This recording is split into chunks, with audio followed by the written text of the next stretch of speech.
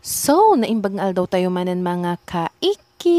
Yes, mga kaikit. Medyo matagal-tagal tayong hindi nakapag-upload ng mga videos natin mga kaikit. So, for today's video, ang ating lulutuin ay ginisang upo with tilapia. Yes, mga kaikit.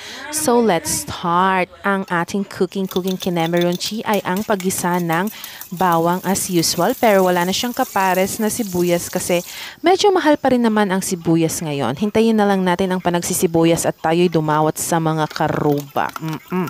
And then mga kaikit, yan yung na-freeze na tilapia. Prinito nga tilapia mga kaikit.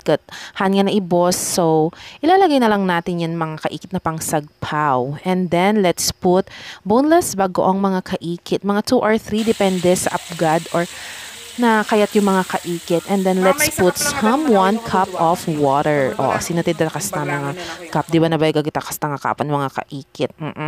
Tapos ayan, mga kaikit, ipaburok natin ng maayos yung yung tilapia para manuot yung lasa. Mga kaikit.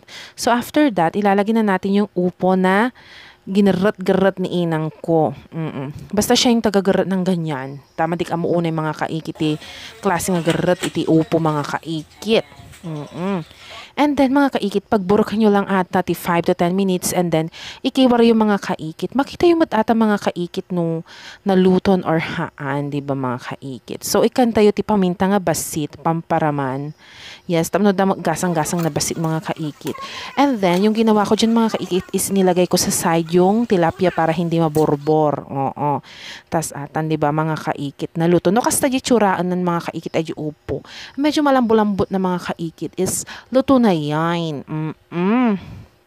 So, ayan na ang ating presentation kinemeronchi ang ginisang tilapia. Ginisang upo with tilapia. Adyo lang mga kaikit. Ma-share ko lang kanya yung